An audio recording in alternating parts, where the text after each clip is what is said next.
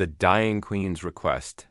The underground bunker on Velthor Prime smelled of burnt ozone and desperation. Captain Marcus Chun pressed his back against the crystalline wall, listening to the distant rumble of plasma cannons above.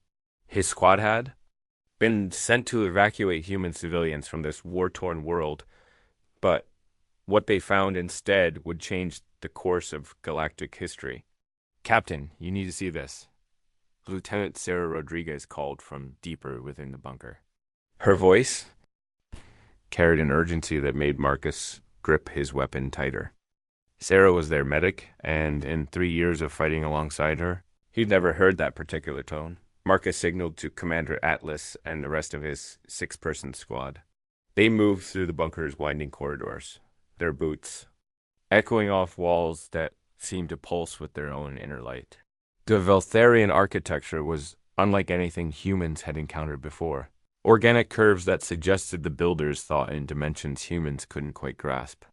Down here, Sarah's voice echoed from what appeared to be a medical bay. Marcus rounded the corner and stopped dead in his tracks. On a biobed that glowed with soft blue light lay an alien unlike any in their databases. She was tall easily, 7 feet, with skin that shifted between deep purple and silver like oil on water. Her features were sharp and elegant, with large eyes that held intelligence and pain in equal measure. Most striking were the intricate tattoos that covered her arms and face, tattoos that seemed to move and shift as Marcus watched. "Sir," Sarah whispered, "I think this is Queen Zarathul of the Veltharian Empire." Marcus felt his breath catch. The Veltharian Empire controlled over 200 star systems. Their queen was a figure of legend, said to have ruled for over 3 centuries, and to possess powers that bordered on the mystical. She was also supposed to be leading the resistance against the Kronak invasion that had devastated this sector of the galaxy. "She's dying," Sarah continued, checking readings on alien medical equipment she could barely understand. "Some kind of poison in her system. It's attacking her nervous system and her organs simultaneously." Queen Zarathul's eyes fluttered open, focusing on Marcus with surprising clarity. When she spoke, her voice was like distant thunder, but the universal translator in his helmet rendered her words in perfect English. "Human," she said, struggling to sit up.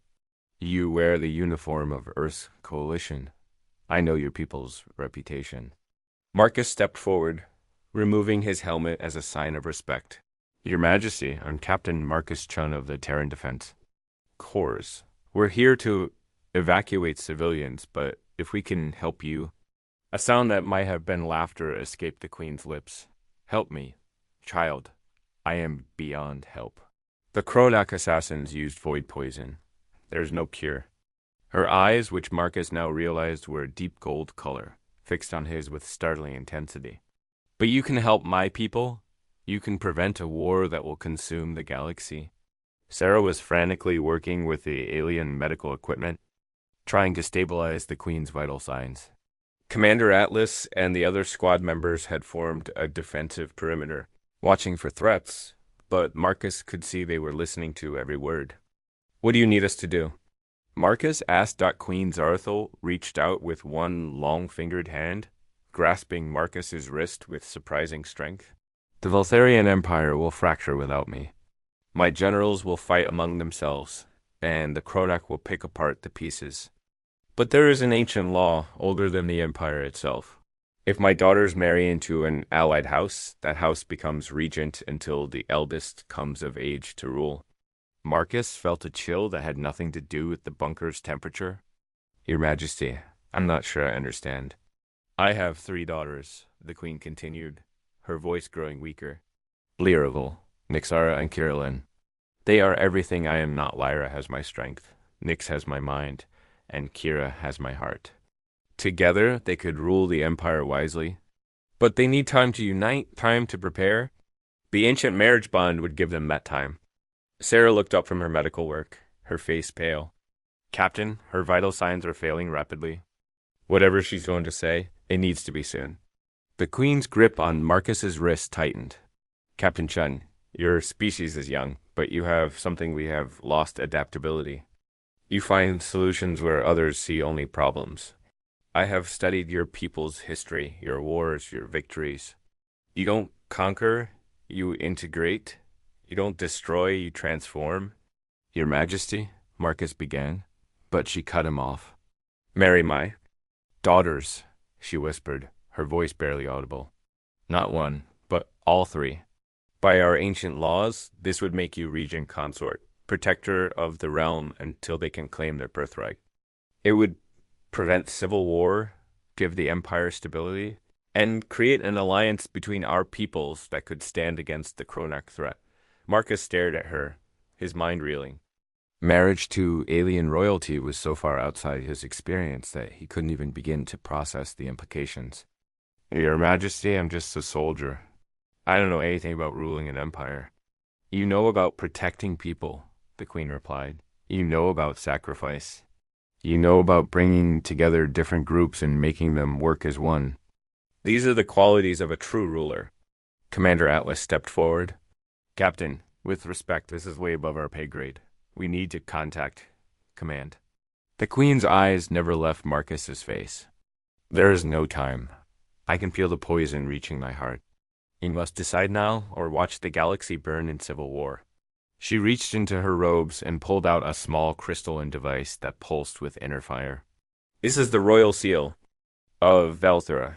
If you accept it, you accept the responsibility. If you refuse ... She closed her eyes. Then I pray someone else will find a way to save my people. Marcus looked around at his squad. Sarah was still working desperately to keep the Queen alive, but her expression said it was hopeless. Atlas looked concerned, but ready to follow whatever decision Marcus made. The other squad members, Corporal Jackson, Specialist Kim, Private Torres, and Private Anderson, were watching him with expressions that mixed curiosity with worry. What exactly would this marriage entail? Marcus asked carefully. A ghost of a smile crossed the Queen's features.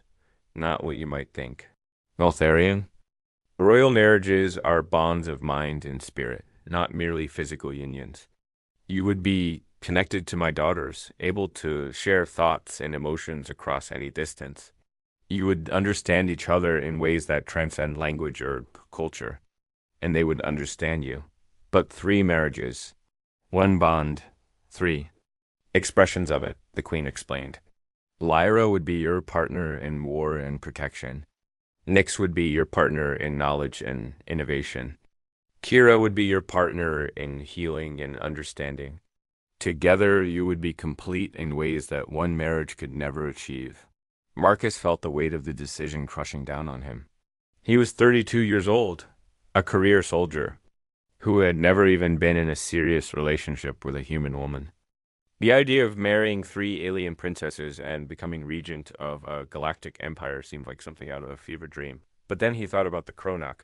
He'd seen the aftermath of their attacks, entire worlds stripped of life, populations. Enslaved or worse.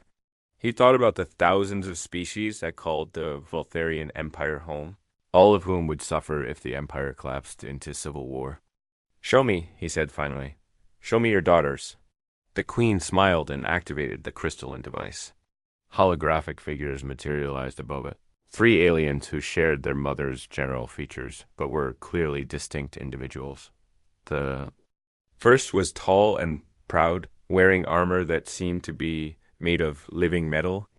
Her skin was a deep purple black, and her golden eyes held a warrior's intensity. Lyravel, the Queen said weakly. My eldest. She has led our armies against the Kronak for 20 years. She is strength and honor personified. The second figure was shorter, with silver-white skin, marked by intricate tattoos that seemed to be circuit patterns. Her eyes were brilliant blue, and she wore robes covered in devices Marcus couldn't identify. Nixara, my middle daughter. The greatest inventor and scientist our people have ever produced. She created the quantum shields that protect our worlds, and the weapons that keep the Kronak at bay. The third was the smallest, with opalescent skin that shifted through multiple colors. Her eyes were violet, and unlike her sisters, she wore simple clothes and carried no weapons or devices. Kirillin, my youngest. She can sense the emotions of others across star systems, heal wounds that our doctors consider fatal, and bring peace to conflicts that have raged for centuries. Marcus studied the three figures. Even as holograms, they radiated presence and power. These weren't helpless princesses who needed rescuing. They were leaders in their own right. They would accept this arrangement? He asked. They have already agreed, the queen replied. When I realized the poison would claim me, I spoke with them through our family bond. They understand what is at stake. They are willing to make this sacrifice, if you are. Sarah looked up with tears in her eyes. Captain, she's fading fast. Marcus looked down at the dying queen, then at the royal seal she held out to him. The weight of decision seemed to press down on his shoulders like a physical force. He thought about his oath as a Terran Defense Corps officer to protect human interests and promote peace throughout the galaxy. He thought about the billions of beings who would suffer if the Voltharian Empire fell apart. And he thought about 3 alien princesses who were willing to trust their future to a human soldier. They'd never met. I accept, he said quietly, taking the royal seal from the queen's weakening grasp. The moment his fingers touched the crystal, it flared with brilliant light. Marcus felt something change inside him, as if new pathways were opening in his mind. Suddenly, he could sense 3 distinct presences, distant but growing stronger.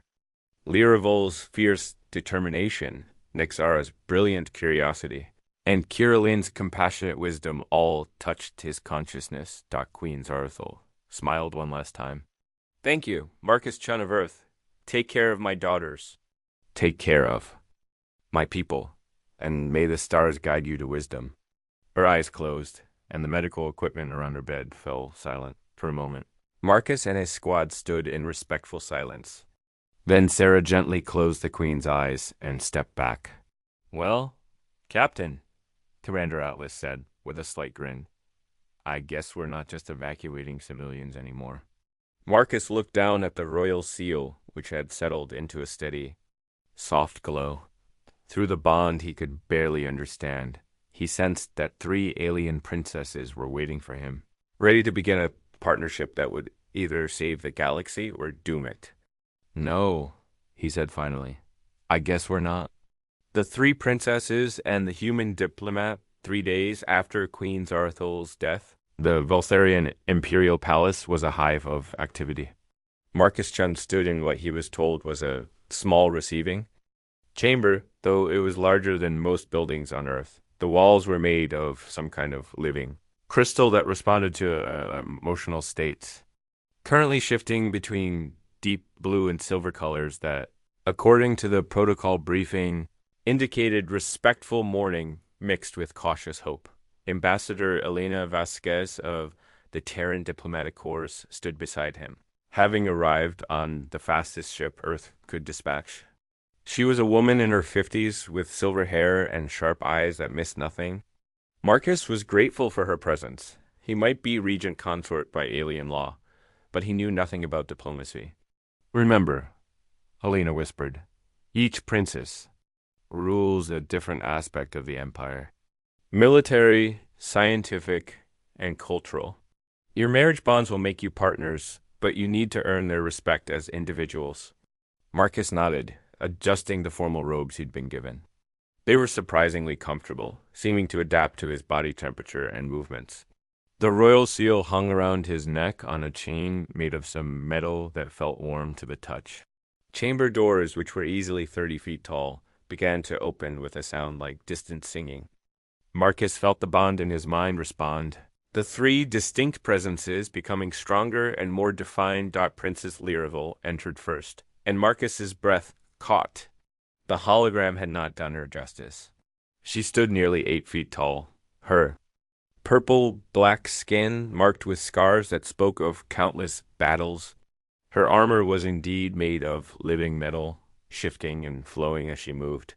When her golden eyes met his, Marcus felt a surge of evaluation. She was measuring him as a potential ally and threat simultaneously. Behind her came Princess Nyxara, and Marcus immediately understood why she was called the greatest inventor. Of her people, her silver-white skin was covered in tattoos that were definitely circuitry of some kind, pulsing with soft light. She wore a robe that seemed to be made of solidified starlight, and her blue eyes held an intelligence that seemed to pierce through him to examine his very thoughts. Last came Princess Kirillin, and Marcus felt his heart skip a beat. Where her sisters projected power and intellect, she radiated compassion and peace. Her opalescent skin shifted through colors he had no names for, and her violet eyes seemed to hold depths of understanding that made him feel both vulnerable and safe. Captain Marcus Chun of Earth, Liravel spoke first, her voice carrying the authority of someone used to commanding armies. You hold our mother's seal and claim the right of regency. Before we proceed, you will be tested. Ambassador Vasquez stepped forward smoothly. Your Highnesses, Captain Chen is here in good faith, having accepted your mother's dying request. Perhaps we could discuss the terms of this arrangement before Ambassador. Nixara interrupted, her voice like the sound of crystalline bells. We appreciate your diplomatic protocols, but our ways are different. The bond has already been formed. Now we must determine if it can function. Kirillin moved closer to Marcus, and he felt a wave of calm wash over him. Do not fear the tests, Marcus Chin. They are not meant to judge you, but to help us understand each other. Liravel gestured, and servants brought in what appeared to be a holographic battle scenario. First, you will demonstrate your strategic thinking. The Chronoc have broken through our defenses at the Kepler-7 system. You have 3 fleets available and must choose how to deploy them. Marcus studied the tactical display, feeling the familiar calm that came over him in combat situations. Through the bond, he could sense Liravel's interest sharpening. The scenario was complex 3 possible approaches, each with advantages and disadvantages. The obvious move is to hit them head-on with all 3 fleets, Marcus said, manipulating the holographic controls, but that's what they expect. He began repositioning the virtual ships. Instead, I'd use the first fleet as a distraction here, draw their main forces away from the civilian evacuation routes. The second fleet would hit their supply lines here, cutting off their advance, and the third fleet would come in from behind, using the asteroid field for cover. Liravel's eyes widened slightly. You would sacrifice the first fleet? No, Marcus replied firmly. Look at the formation. They can hold long enough for the pincer movement to work, then retreat through this nebula where the Chronoc sensors can't track them. We save the civilians, cripple their advance, and keep our forces intact. Through the bond, Marcus felt Laravel's surprise and growing respect. You think like a warrior, but with a protector's heart, she said. This is ... unexpected. Nixara stepped forward next, producing a device that projected complex mathematical equations in the air. My turn. These are the equations governing quantum field manipulation. Our shields are failing because the Chronoc have found a way to disrupt the harmonic frequencies. Solve this. Marcus stared at the equations, feeling completely out of his depth. Advanced physics was not part of infantry training. But through the bond, he could sense Nick's as brilliant mind, and somehow concepts began to make sense. I can't solve it the way you would, he admitted. But looking at this pattern here, it reminds me of something we use in military communications. We frequency hop to avoid jamming. He pointed to part of the equation. What if instead of using a fixed harmonic, you randomize the frequency according to a pattern only you know? Nixara's tattoos flared brighter as she processed the suggestion. Adaptive harmonics, the computational requirements would be enormous, but she began manipulating the equations, her fingers flying over holographic controls. Yes, if we quantum entangle the frequency generators, they could shift in perfect synchronization across the entire fleet. Marcus felt her excitement through the bond, and was surprised to realize he was starting to understand the elegant mathematics of her solution. You see problems differently than we do, Nixara said, her blue eyes bright with enthusiasm. Your mind works in patterns we never consider. This could revolutionize our defensive systems. Finally, Kirillin approached. Unlike her sisters, she carried no devices or weapons. Instead, she simply placed her hand on Marcus's chest, over his heart. "Show me who you are," she said simply. Marcus felt his mental defenses crumble as Kirillin's empathic abilities touched his mind. She saw his childhood on Earth, his decision to join the military after the colony attacks on Kepler Station. She felt his grief over the soldiers he'd lost, his determination to protect innocent people, his loneliness as a career soldier who'd never found time for a family. But she also saw his wonder at the diversity of alien species he'd encountered. His respect for different cultures, his willingness to learn and adapt. She felt his genuine desire to honor Queen Zarathal's request, not for power or glory, but because it was the right thing to do. When she withdrew her hand, there were tears in her violet eyes. "You carry much pain, Marcus Chun, but also much love. You will fit well in our family bond." Ambassador Vasquez stepped forward again. "Your Highnesses, Captain Chun has clearly proven himself. Perhaps we could discuss the practical arrangements." Lyravel nodded. "The tests are complete. We accept Marcus Chen as our bondmate and regent consort." She paused, studying him carefully. "But understand, human, this is not the marriage customs of your people. We will share thoughts and emotions. There will be no secrets between us. No lies, no deception. Can you accept this level of connection?" Marcus thought about the glimpses he'd already gotten through the bond, Lyravel's fierce dedication to protecting her people, Nixara's passion for discovery and innovation, Kirillin's deep empathy and wisdom. The idea of being so closely connected to three individuals was intimidating, but also strangely appealing. "I can accept it," he said, "but I need you to understand something about humans. We're not naturally telepathic. This level of mental connection is completely new to me. I'll probably make mistakes." Kirillin smiled, the first truly warm expression he'd seen from any of them. "We will help you learn." That is what bondmates do. Over the following hours, Ambassador Vasquez worked with the princesses and their advisors to establish the formal protocols. Marcus would serve as regent consort for 10 Earth years, during which time the three princesses would take turns learning to rule jointly. The bond marriage would create an alliance between Earth and the Voltharian Empire, including mutual defense, agreements, and technology sharing. But it was the private moment that evening that truly sealed the arrangement. Marcus found himself in a garden area of the palace, looking out at the alien stars when all three princesses joined him. "Are you having second thoughts?" Lyravel asked, though her tone suggested she would understand if he was. "Honestly? Yes," Marcus admitted. "A week ago, I was a simple soldier. Now, I'm supposed to help rule an interstellar empire and be married to three people I barely know." "The bond will help," Nixara said, sitting beside him on a bench made of crystal that was warm to the touch. "Already, we know more about each other than most beings learn in years of acquaintance." Kirillin took his hand, and Marcus felt a wave of comfort and understanding. "You are afraid of failing us, of failing our people. But you cannot fail by being yourself. Our mother chose you because you are exactly what the Empire needs. Someone who protects rather than conquers, who adapts rather than destroys." Through the bond, Marcus could feel their emotions as clearly as his own. Lyravel's respect and growing affection, Nixara's excitement about the innovations they could achieve together, Kirillin's deep, abiding compassion that somehow included him. "Already, this is either going to be the most successful political marriage in galactic history," he said finally, "or the most spectacular disaster."